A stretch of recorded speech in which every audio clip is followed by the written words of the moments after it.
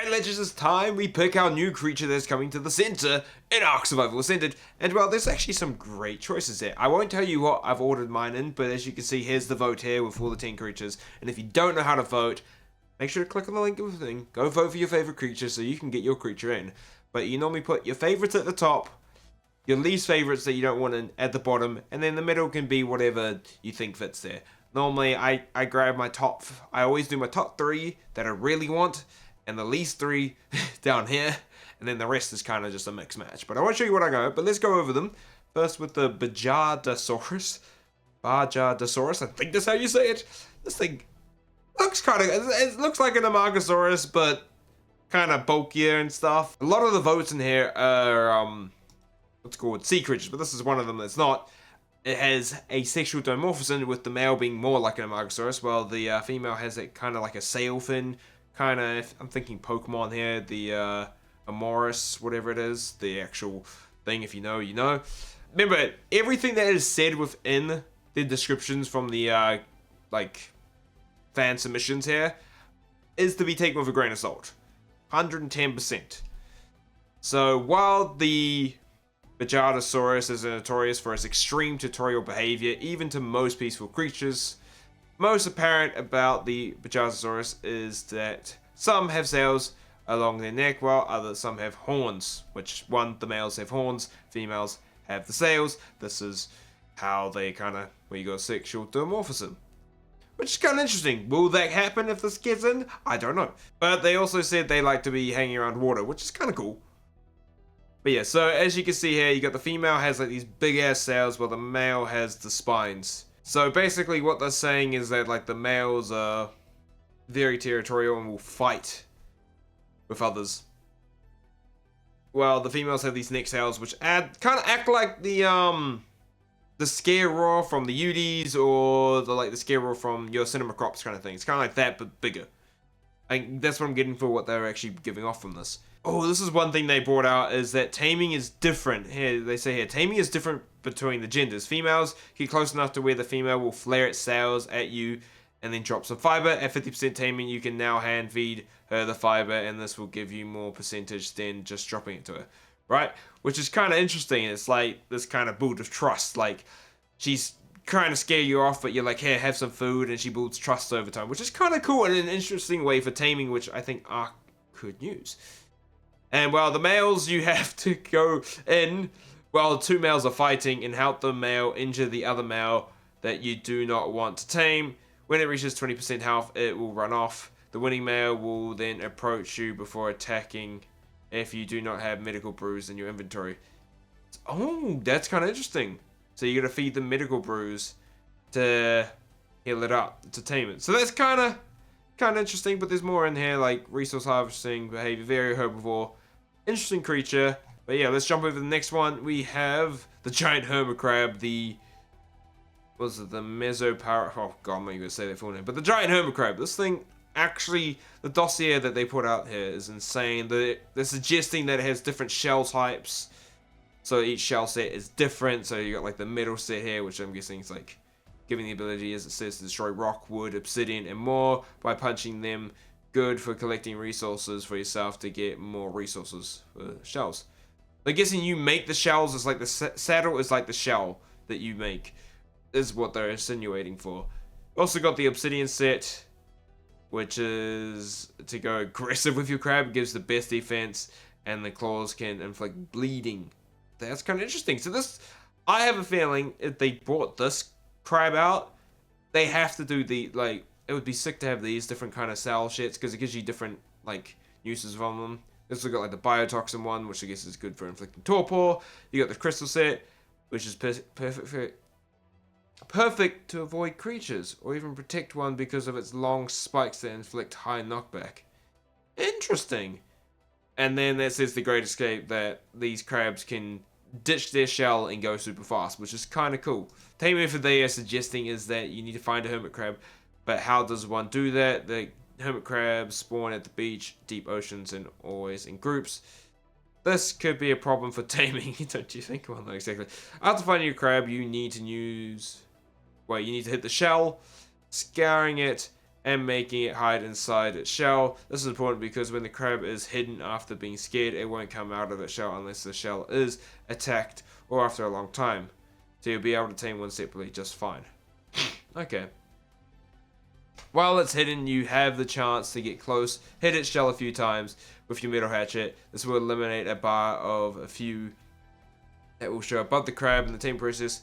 When you hit it enough times, the crab will start to get angry, the shell will shake, warning you to get away from it. When the crab gets out of the shell and sees you, it will attack you, and you you know how annoying it is to get aggro of creatures, but it doesn't see you. It gets worried for a few seconds, then continue their day. You need to repeat this a few times, remove all the bars, and eventually when all bars are taken out, the shell will be almost destroyed and the crab will get out of it, start trying to repair it. If they do this alone, it'll take a long time. They'll be vulnerable while doing it. Oh, so basically you gotta break the shell, you gotta break down their home, and then when they go to repair it, you come and sneakily be like, hey, look, I'll come repair your home and we'll be friends. That is interesting. Okay. Interesting creature. I think this could fit. It would be like another crab. We've got the Macronyx already, but this could be an interesting crustacean to have on the arks. That taming method is ridiculous, but yet again, remember, grain of salt with how these will work. Off to the next one. This one has been in the votes so many times. The Hatzegopteryx. I'm pretty sure this was in the first vote we saw for the island when we were getting the Rhinonafa. This was one of the creatures that were on there.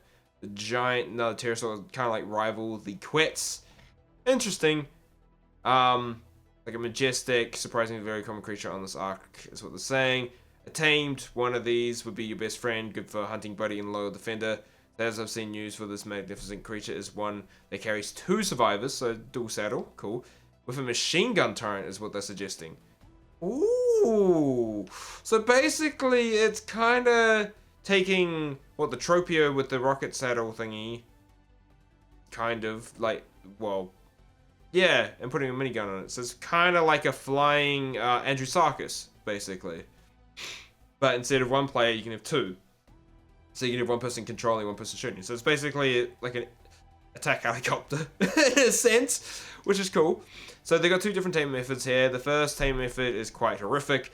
You have to feed the Hatzegopteryx baby dinosaurs. The higher the level of the baby, the more levels the Hatz gets. So, in a sense, basically how it is taming a Trudon, you can use a baby for best taming effectiveness, easy as well. Or like taming a Karcher, you just drag dead babies to them. Okay, interesting. It's kind of like that. And if you tame a male Hatzegopteryx, you can do a courtship display in the form of an emote similar to a prehistoric planet, and if the female participates in the emote, she will be tamed. That's a cool idea. I like that. That's a cool idea. They run faster than any flyer, also take off while sprinting gives it a large speed boost. That's really cool. So flight, they're saying it's faster than a wyvern. They can latch onto sides of cliffs like a tappy can. That's kind of cool. And thing, for the base damage, they do a head pick, bite, headbutt, a swallow, pickup bite. They get apex buff, a predator buff as well. Okay, has a roar. And I'm guessing they're saying this thing's similar, like smaller than a Quetz, but bigger than most other things. Ooh. They're saying they should have like a rescue mode. So basically you whistle when you get chased by a Carno, it'll come pick you up, chuck you onto the saddle. That would be a kind of cool idea. But yeah, a new pterosaur could be nice, a new flyer. And then we move over to the giant flying fish. I actually like this design a lot. This is got a very cutely designed artwork for this one, but this is kind of a cool idea. It's basically a glider fish in a sense of scales. And it would be like, as a suggesting, it would be the new fastest swimmer and gliding tame. So basically, mix of the 2. Basically, it's a water Maywing. If you want to get, like, without the Maywing's bust. But yeah, super fast in the water. Got that launch. What they're aiming for is like a launch, then a glide. Similar to a Maywing, you will then hold a button to glide and control the angle and speed at which you fly it. So basically, they leap out of water, like flying fish actually do. Leap out of water and glide. I'm pretty sure they're suggesting speed boost as well. So basically in water you can do a charged up attack that will propel itself forward at great speeds, which could be really sick. You can use the simple speed boost to move faster whilst in the water. If you hit an enemy, its wings will slice. Oh, kind of like dealing bleed damage to attack. That's kind of cool. That's very interesting. Also got a spin attack. So you can do like a little spin attack, like a tail spin, I guess, in the water. And then they're suggesting it goes invisible like a rock drake or a Desmodus. Oh, the similar thing, they can reflect the ocean around them, so while they're in water, they can turn themselves invisible. Kind of similar to Desmodus at night. Though it is a fish, it do happen to get stuck on land. You have time to get back into water with either using a cryopod or just either slithering or flopping movement, similar to Arctis's, I think. So basically, it can go up onto the land, and it will have like a certain time, like maybe oxygen bar or something, that will run out. Supposedly, these creatures are very skittish, really allowing you to get close enough, speeding off, and are especially afraid of boats. Oh, so they may attack a boat if you get too close, kind of like a Lee Thickness. I love the design of this. This is actually a really cool idea, having like a gliding fish thing. This could be really cool. Oh, they're suggesting a tech saddle as well. Ooh. Oh, they're suggesting that like it has tech blades on its fins with different modes, kind of like the tech bow, like torpor mode, electric stun, enhanced bleed for some ideas. Interesting, strong armor. Okay, yeah, that'd be good. I don't know if this is the first creature we've seen in these kind of boats to have a tech saddle. Kind of interesting. So if you want that, little flying fish. Alright, next up we have the Shastasaurus. The giant marine leviathan. This thing is huge by the design they've got, and the submarine saddle. A lot of people are probably looking at this. Now, remember, as I said, as was said multiple times, take it with a grain of salt. Wildcard, if this wins, Wildcard might not do the submarine saddle. Even though that would be cool to have like a submarine actual tame. And supposedly this is going to be like one of the largest ocean dwellers by what they're saying, which is... looks amazing actually. That artwork is so well done. And so when underwater, the saddle acts like a submarine. Survivors will not lose oxygen and will be able to build in it, is what the scientist says. So you could basically build like a mini base. So we have saddle. This is probably a lot better. Basically a better Moser, really, platform saddle is what they're trying to get at. One, you don't lose oxygen, so it's basically like having, what's it called, the tech vacuum base on a tame. Definitely something to look into if you want a submarine boy. But then again, remember, grain of salt. They might not even do it. Might just give it a platform saddle and we just get a slightly different Moser. Like, that's one thing that it could turn out to be, which would suck. But it would be cool to have, like... supposedly they also want the saddle to fire torpedoes, which I generally don't think would happen. But could do if this makes the thing. Also cannot be grabbed by Tuso due to its sheer size. Has, like, echolocation, like a dolphin or whale does.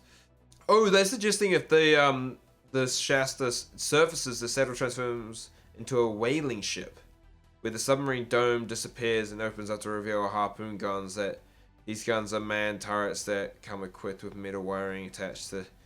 Ooh, so that could be really useful taming. Okay, I see you. Like it, this thing could be kind of interesting to have. Next up, we have the Salvadoris, the man-eater. So another shark. Looks kind of like a bit of a whale shark menace thing. So, right. So what they're suggesting is this is a remarkable species patrolling the oceans, always looking for its next meal, has adapted to the harsh biodiversity by adopting an opportunistic feeding routine, lunging toward prey, brutally maiming them with its incredible jaws aligned with natural razors. Much like the mainland's hyenodon, this large shark seeks out weakened prey. Okay. So, yeah, we can prey, then wasting energy hunting it down. Despite how hostile the ocean is, I've yet seen any predators' insight to fight this. Okay. Look at spiny boys. So the abilities they're looking at is they've got spined abdomen. Due to its spines, those ocean creatures, predators won't instigate a fight unless they have picked one. As mentioned, Nothosaurus is quite the spiny shark. This means the most aquatic animals will ignore it unless you pick... Okay, so basically, a lot of things will just ignore it. That's a nice passive. They got a bite, a heal pulse.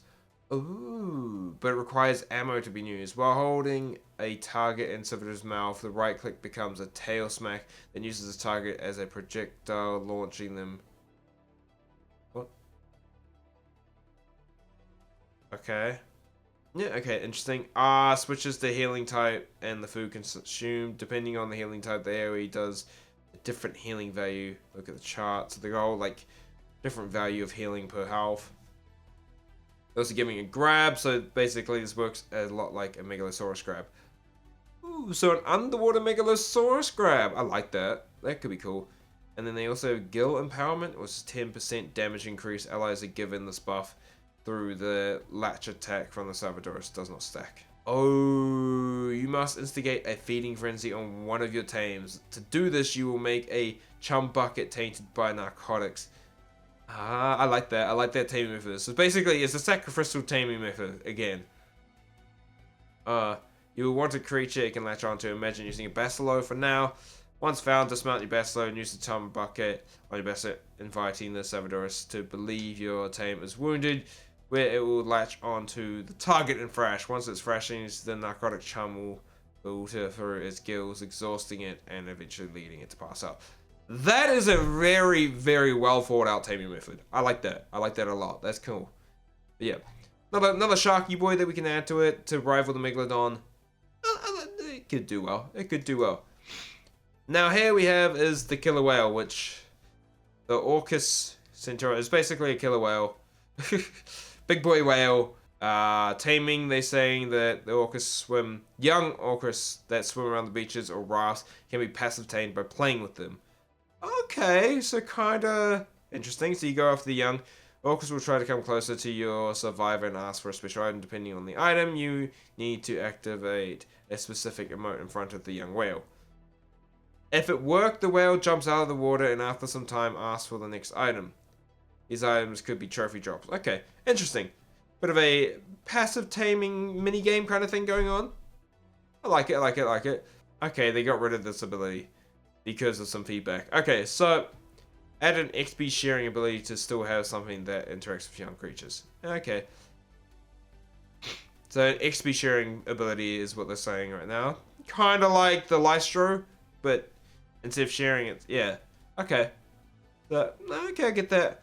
Every Orcus centaurus can be specialized with a trophy drop. Feeding Orcus centaurus a Tuso tentacle will give them a damage buff against. Oh, I like that idea. Like, it gets kind of like a hungry, and if you give like, you know, you kind of feed like a Megalodon too. It just means you take out Megalodon so much more easier.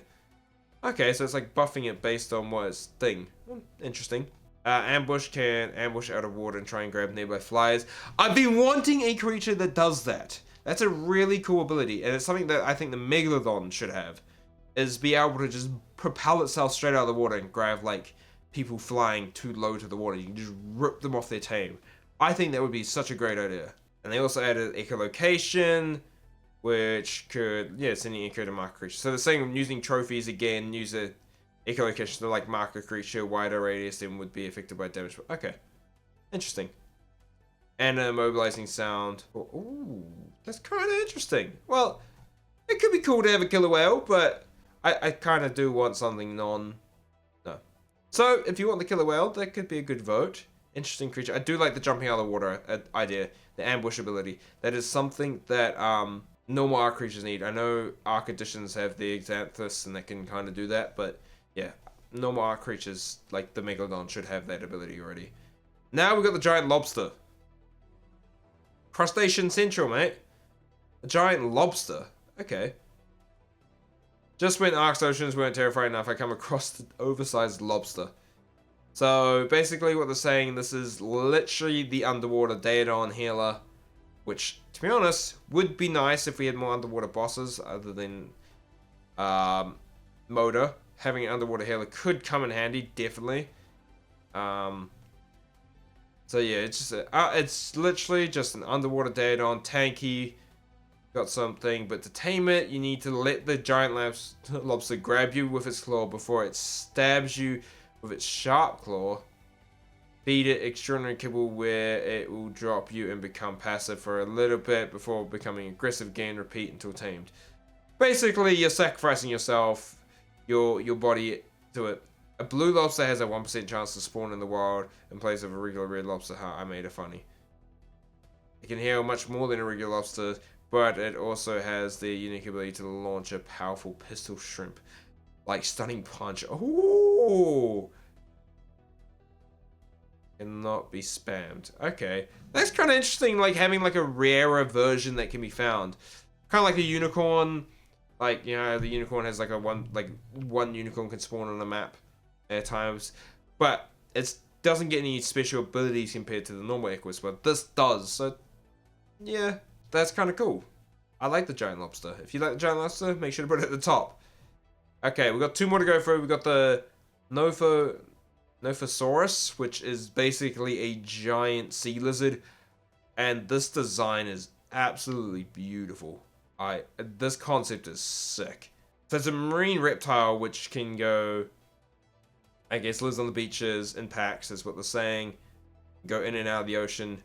Very awesome kind of like merger creature is what I think they're going for. Also, they're saying that its throat can be used as a fish basket, which could be sick. Definitely if like, maybe you tame this thing, if this kind of thing comes out, and then gradually we finally get Gen 2 to get Shadowmans, and you use this thing to get the fish. Make it easy to get fish for Shadowman, maybe. They're also adding a, like, so it has a pack buff, they're giving a pack buff, which could be cool, not like a creature, another creature they can use in the ocean with pack buff, because Megalodons have that as well. Speed of a Sarco on land. Breaching the surface of the water will briefly propel you forward with a fast pace and will give you 5-second speed boost, but does drain lots of stamina. Okay, interesting. So supposedly it has like a boiling water ability, which can be used to penetrate armor, similar to how the Macronyx spine needle thing can cause armor to be penetrated. And bleed goes through armor as well.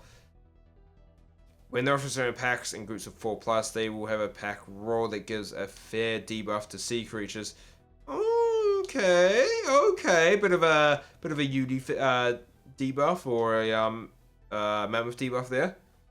That confuses them and makes them easy to kill in a group. Okay, no, more of a UD debuff. Yeah, allowing them to handle the ocean caves of the arks when in packs. Also doesn't dismount when you're attacked by jellyfish. Thank you. I hate the jellyfish dismount.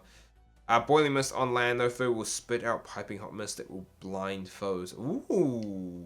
Okay, blinding. A boiling beam. See, this feels a bit like... This beam will do a chain. It's like a water attack. It's kind of like Wyvern Breath. But like a scalding Wyvern Breath. Okay. And the boiling shot. So it's got like some... Able to shoot out these boiling water ability that it has. So what they're suggesting to tame it is that you need to kill its pack. Basically like a Dinopithecus, where after it'll go passive, drop a pearl. This can either be a black pearl or silica pearl. So pick up a pearl, check if it doesn't like it, we'll drop it, and you'll have to wait. If it does like it, it'll start playing. This is the time to go up to feed it Tuso tentacles. Oh, Tuso tentacles you're suggesting. Ooh, that's painful. That's a painful way of taming. It's kind of Nothosaurus, a bit of a interesting creature. And the final one that has been in many votes so far is the Macronyx. So the Macronyx, which is basically a giant cheetah-like speed demon creature. And it'll be faster than the galley. So this will be the fastest land creature in the game. Which could be interesting to have. To be honest, I don't know if the center... Oh no, it would suit the center. The center has a lot of straight planes, so this could do really well. So they're aiming for a real fast speed demon creature kind of thing. This has been in the votes multiple times before. I'm pretty sure we saw this in the last couple of votes, and it just hasn't made it. So if you do really want this to make it, this might be the time, as the creator is saying that they're going to be resubmitting it one more time for Valguero, which I'm actually intrigued to see what creatures we have. I love Valguero. And then they're done with it, so who knows? Then again, someone might make a modern version if this doesn't make it, but this is still an interesting thing. Very fast creature. Got 2 different style modes, so there's 4 different styles they can switch into, each with its own gimmick. So you got the stand style, which is like just normal thing. Hazard deployment style. Oh, so it's like a hazard deploying creature. So while you're on the run, you can deploy your bear traps, your bombs, and your plant species wide traps, and Okay. Basically, when you're on the run, you want to make as much pain for your pursuers. That's your guy. And then the blazing stars spark up a trail of fire. It sparks its claws ablaze through friction. Holding down mouse 1 will create a fire trail as you run. Oh, it requires spark power and ability to produce a fire trail and depletes through quite rapidly. Interesting. Leisure travel style. Autonomously weave around objects. In the style, the Macronyx will autonomously swerve around nearby obstacles such as rocks, trees, and creatures. If auto dodging is too much of a painful hard to program, they could make it burst through objects with Andrewsarchus does. Okay. Okay, so like it dodges and weaves through stuff and you just have an easy way. That could be cool. Ooh, so you like do like critical hits so you do more damage, kinda.